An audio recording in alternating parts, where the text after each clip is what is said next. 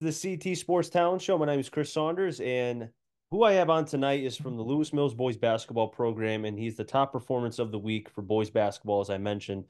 Connor Evans with me, a senior, and Connor, I appreciate you coming on. Thank you. Thanks for having me. It's being able to have players from a lot of programs is pretty cool, and obviously, I know Coach Raponi very well from having him on, throughout the years, even during, I remember the first time he came on was during the COVID year when that was a really wonky, only 5, 6 games. Some teams had like 4 or 5 players because of protocols and, having to distancing themselves and such and whatever. But thankfully, we're past that. And, since that year, Lewis Mills has been going up and up and up, and you guys have really been building things, right? And I know you're still relatively not new to the CCC, but you're at that point now where you guys are starting to make a name, I think, in a very big conference because there's so many teams. And with you being a senior now and being a part of it now for a couple years and seeing the conference, I mean, you got to tell me, being in it must be pretty cool.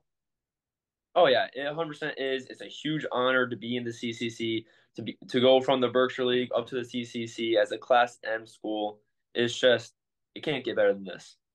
And you and I were just talking about how, you faced off against Windsor, which is a Division II team. A lot of the past couple years they were in Division I, but they're a big school. I know in football, I'm pretty sure they're an L. But again, M school going up against an L school, it's going to be some disadvantages, but you kind of see, okay, how do we shape up against the bigger schools? And the CCC has other big schools as well overall. But the point that I'm trying to make is I feel like just like the FCAC and the NVL for basketball, you can kind of see how you're going to shape up in the playoffs by the teams you play in your conference. What says you? Well, I personally prefer going up against these bigger schools like Windsor, like you said, because it just brings the attention more towards us if we play well. Because honestly, at this point, if we're playing against a bigger school, the pressure is really on them. They're expected to beat us by like 20 plus points every single time.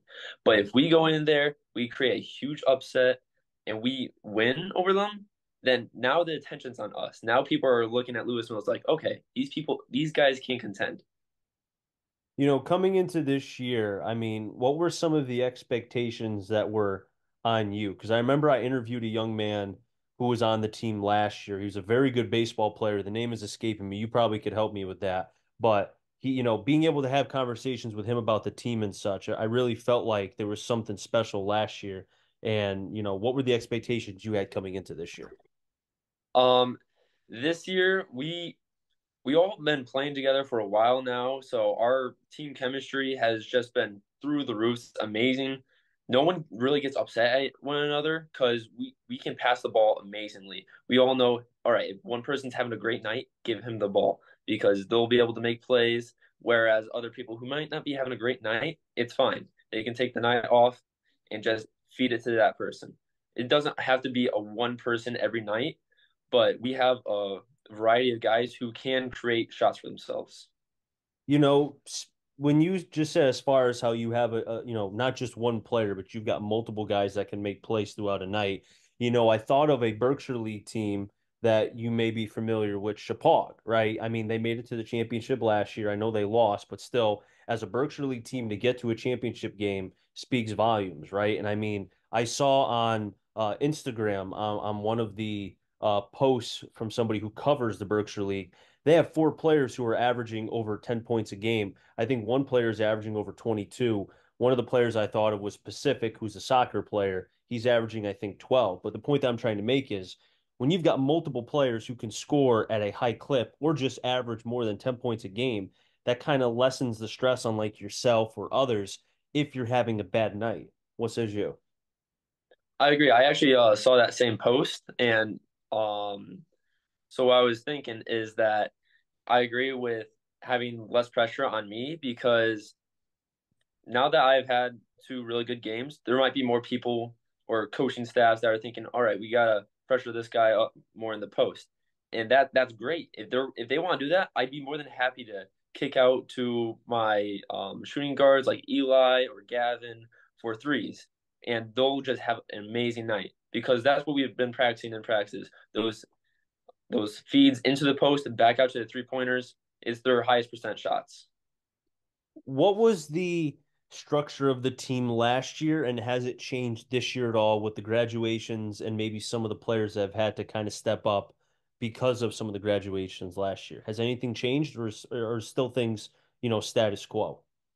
It's it's more or less the same, but our post game I feel like has definitely increased because me and my fellow center Jack Nestor, we've been really putting in the work, just trying to get better, doing better post moves, and just doing a better job posting up.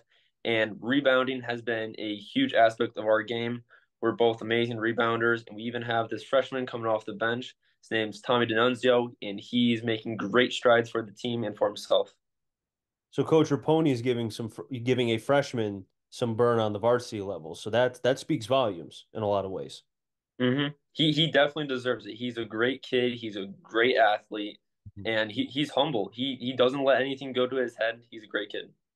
No, you mentioned how no, you said you play center, correct?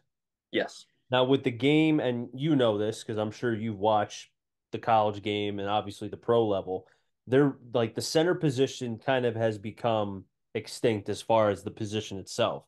It's now evolved to now being a stretch center, being able to, I mean, prime example is the Joker, right? He's a center if you want to look at it because of his body and because he looks like the doughboy, but he can shoot the you know what out of the basketball. He can make anything. I mean, his field goal percentage is extremely high because he's got such a soft touch from the basket to about 15, 20 feet, right? So is that something that you've thought about as far as your game as you potentially move up to the college level?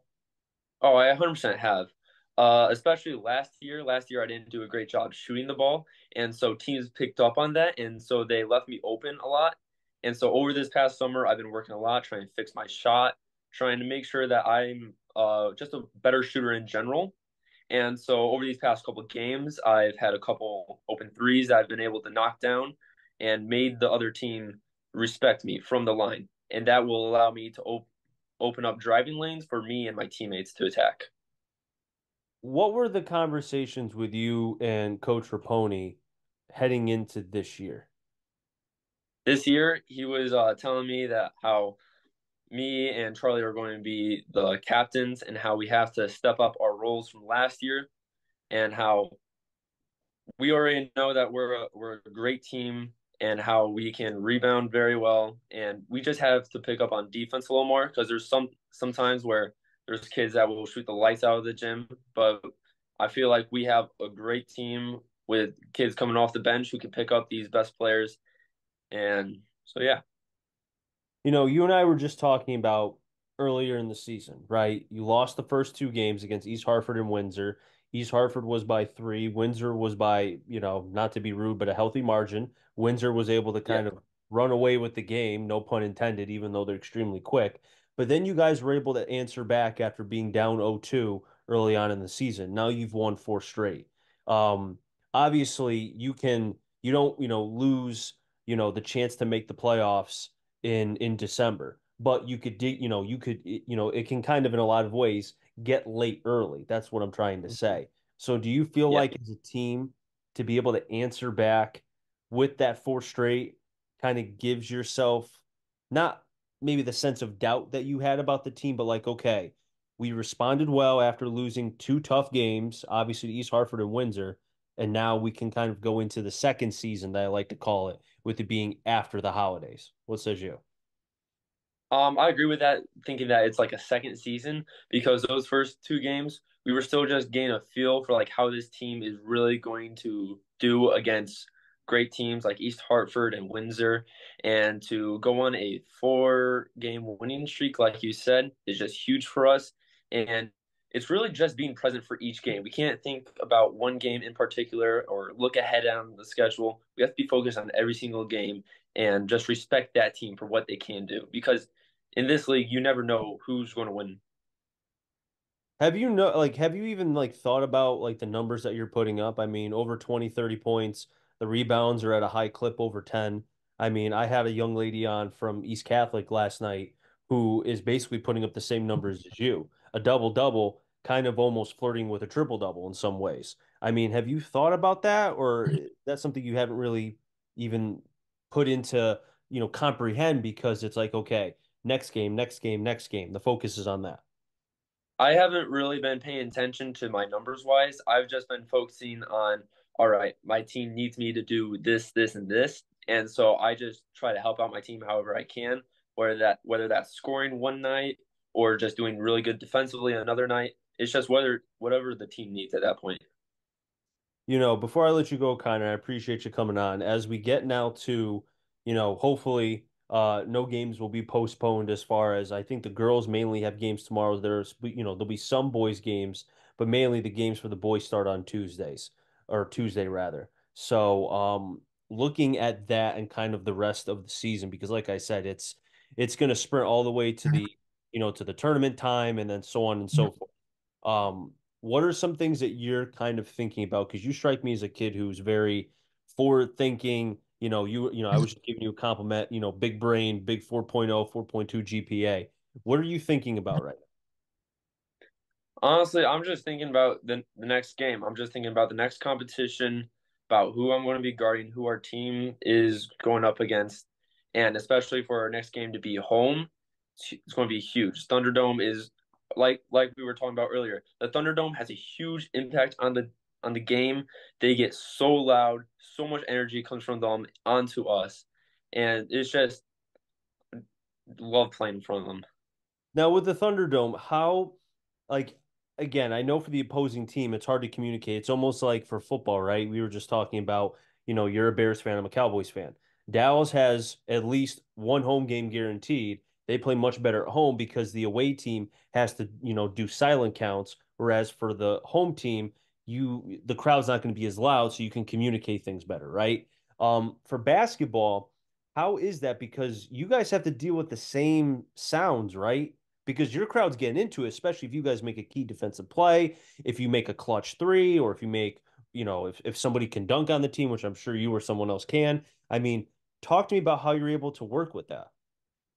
Well, it's huge for defensively because our team will just mess up the other team by just counting out the wrong numbers, especially for the shot clock, giving just like a psychological game where they make them think that they have less time than they actually do have. And even on free throws, they'll be super loud trying to get into the opposing players' heads. Mhm. And then when we're shooting free throws, they're silent so that we can focus on that shot and just make it. Connor, I appreciate you coming on. Best of luck as far as the rest of the season. And hopefully I'll see Lewis Mills and the Thunderdome down the road because that would be awesome. Thank you. I really do appreciate it, and I hope you can come out. That wrap things up for in the CT Sports Talent Show. So next time, stay safe. Remember, CT stands for Connecticut Talent. I'm a jury. Find them all. Enjoy the show, everybody, and be well.